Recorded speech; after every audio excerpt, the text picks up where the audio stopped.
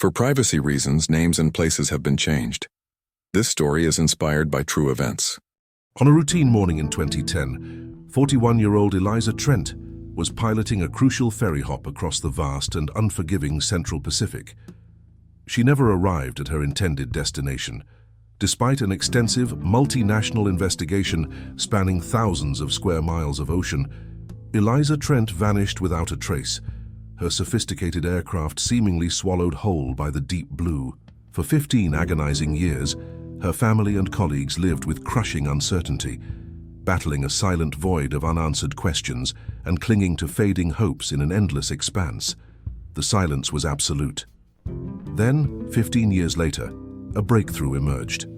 On a remote, uninhabited atoll, a discovery was made. A corroded acoustic beacon casing, barely recognizable, yet holding the faint metallic promise of long-awaited answers. This is the complete investigation into what happened to Eliza Trent, a pilot lost to the Pacific for a decade and a half. Before we continue, let us know where you're watching from, and if you enjoy this content, consider liking and subscribing to our channel. Now let's continue. Eliza Trent, at 41, was a pilot whose career had been forged over countless hours above the world's most challenging landscapes.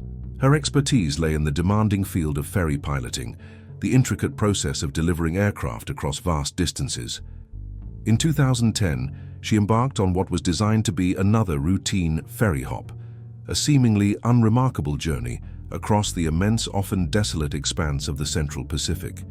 This region, characterized by its isolation and a scattered chain of uninhabited atolls, presented both breathtaking beauty and formidable challenges to aviation. For Eliza, navigating these waters and skies was a testament to her skill and the trust placed in her by those who relied on her meticulous execution of each flight.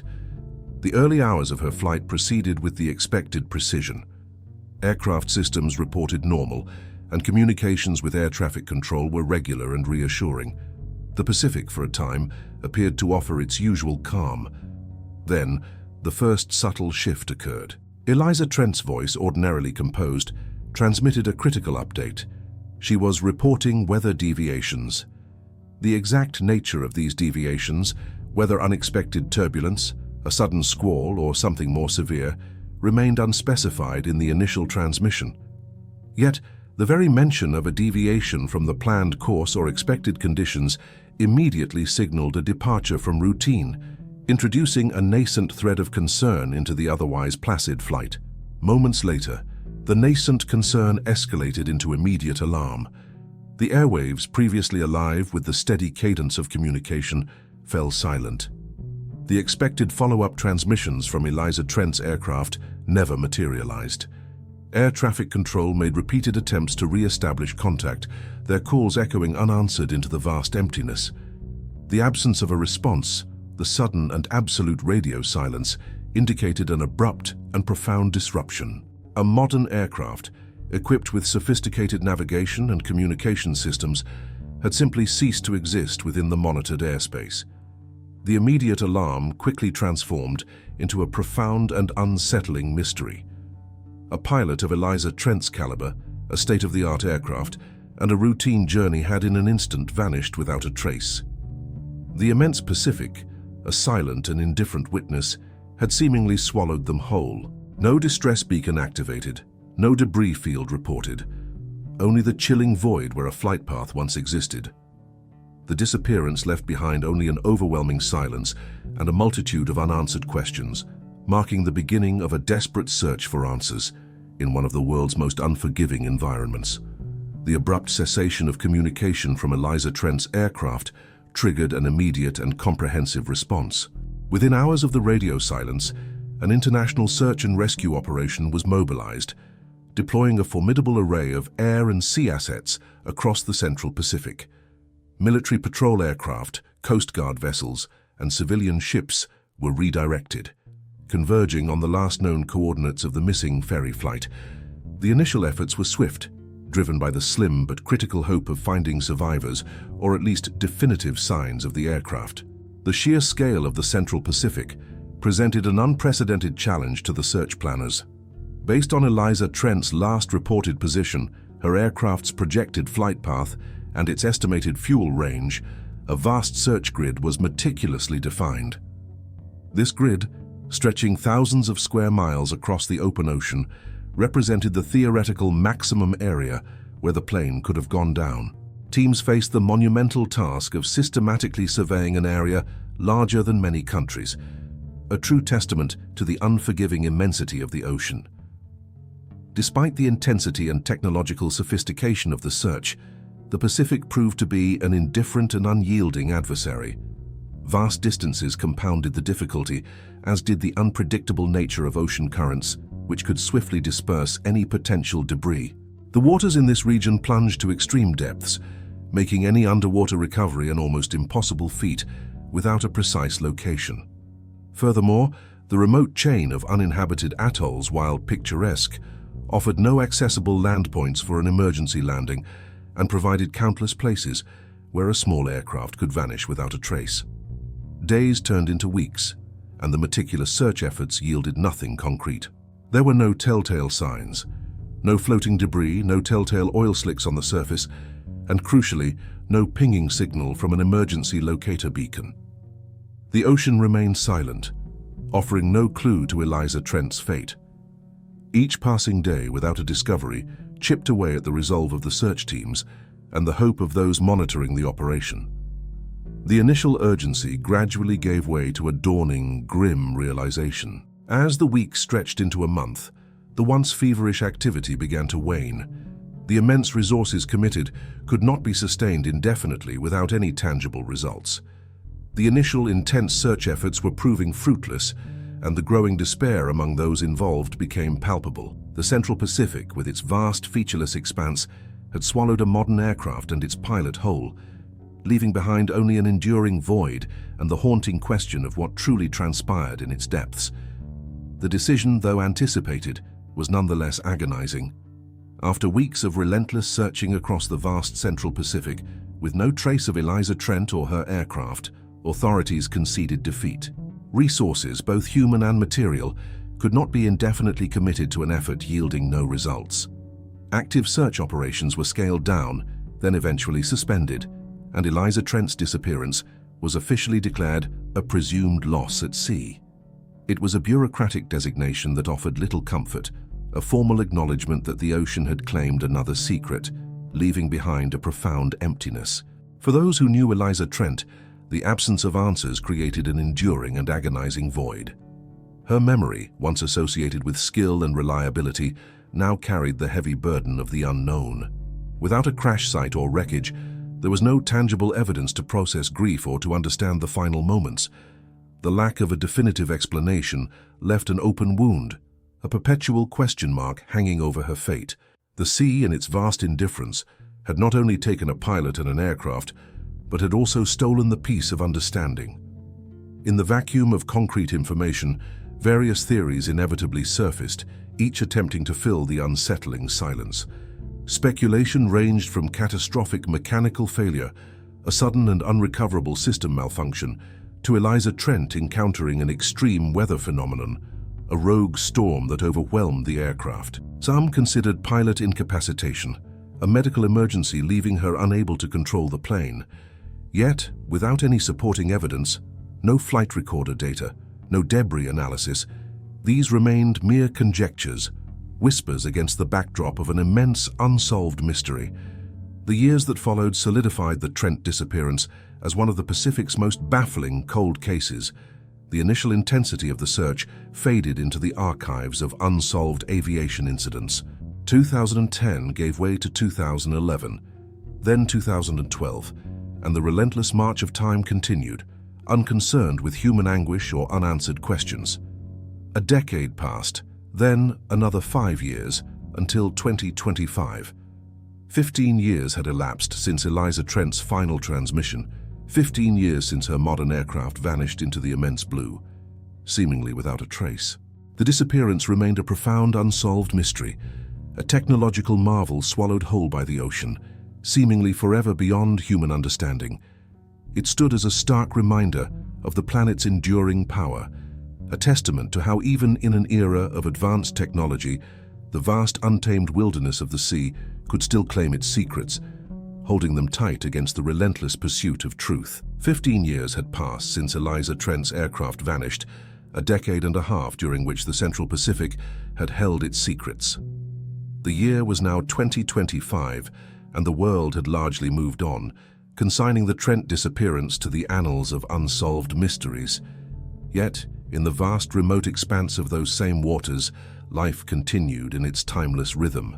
On a small, nameless speck of land within the chain of uninhabited atolls, an island caretaker named Losa Fetu carried out her solitary duties. Her days were dictated by the tides and the sun, a life far removed from the complexities of modern aviation or the cold cases that haunted distant investigators. Losa's routine involved monitoring the fragile ecosystem, clearing debris washed ashore, and ensuring the island remained pristine for its occasional scientific visitors. It was during a routine patrol along the island's eastern coral shelf that Losa Fetu made an accidental yet momentous discovery. Partially submerged in a tide pool, wedged between ancient coral formations, lay an object unlike any natural flotsam she had encountered. It was clearly man-made, a metallic cylinder approximately the size of a small torpedo, encrusted with barnacles, algae, and marine growths. Its surface, where visible, was deeply corroded, etched by years of relentless saltwater exposure and abrasive oceanic action. Despite its degraded state, its distinct shape suggested an engineered form alien to the atoll's natural beauty. Losa, with an inherent understanding of the ocean's caprices, recognized the object's potential significance. It was too dense, too deliberate in its construction, to be mere refuse. Carefully, she extracted the weighted cylinder from its coral cradle. The object, an acoustic beacon casing, offered no immediate clues beyond its obvious origin from sophisticated machinery. Conscious of her duty to report anything out of the ordinary, particularly an object of such unusual construction, she diligently documented her find with the limited communication tools available on the remote atoll. Her report, a brief message relayed via satellite phone, initiated a chain of events that would span thousands of miles. The corroded casing, carefully packed, began its journey from the isolated coral shelf. It traveled by small boat to a larger island, then by cargo plane to a regional hub, before transport to the mainland. With each leg of its journey, the significance of Losa Fetu's discovery grew. What was once a forgotten cold case, entombed in the Pacific's depths, now held a tangible, albeit degraded, clue. After 15 years of silence, the possibility of a breakthrough, however faint, was reignited. The arrival of the package at the National Transportation Safety Board's laboratory marked a pivotal moment. 15 years after Eliza Trent's disappearance, a corroded acoustic beacon casing, carefully documented and transported from a remote Pacific atoll, now rested on a sterile examination table. NTSB analyst Perry Singh, a veteran investigator with a reputation for meticulousness, understood the immense weight this single artifact carried. It represented the first tangible lead in a case long considered cold, a potential key to unlocking a decade and a half of unanswered questions. The forensic examination began immediately, a painstaking process demanding both precision and patience. Singh's team initiated a rigorous protocol, starting with detailed photographic documentation from every conceivable angle. Every barnacle, every patch of algae, every minute imperfection on the casing's surface was recorded before any physical alteration. Next came the delicate process of initial cleaning, using specialized tools and solutions to remove marine growth without damaging the underlying material. This preparatory phase was crucial, ensuring that no potential clue, however small, was inadvertently lost or obscured before deeper analysis could commence. The challenges posed by the object's condition were immediately apparent. 15 years submerged in the unforgiving environment of the Central Pacific had taken a severe toll. The casing was in an extreme state of corrosion, its metallic surfaces deeply pitted and discolored. Salt-etched patterns covered its exterior, a testament to the relentless chemical and physical erosion by saltwater. Extracting viable information from such a degraded artifact presented a formidable task. The very elements that had preserved its secret for so long now threatened to obscure it permanently. Under powerful microscopes, Perry Singh and his team embarked on the painstaking search for microscopic clues. They meticulously scanned the casing's surface for any distinguishing marks, faint remnants of serial numbers, or unique identifiers that might connect it to a specific aircraft. Every millimeter was scrutinized, every groove and indentation examined for a pattern that could link it to a known manufacturer, or, more critically, to the batch of aircraft that included Eliza Trent's vanished plane.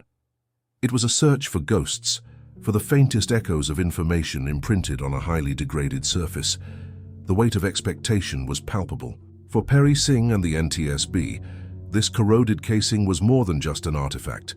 It was a beacon of hope for a family, a potential answer for a global aviation community, and a chance to finally close one of the most enduring mysteries of the Pacific.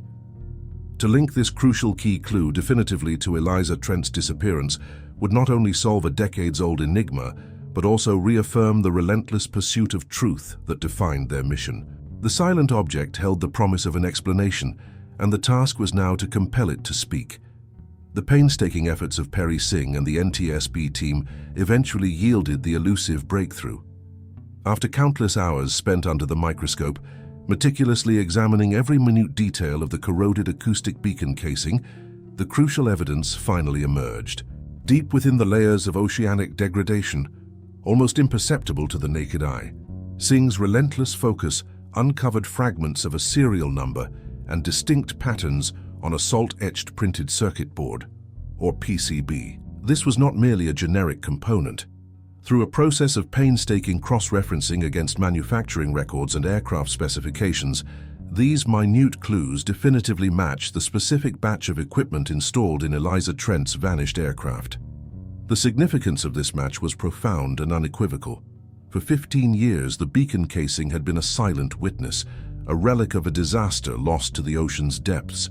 Now it spoke with irrefutable clarity.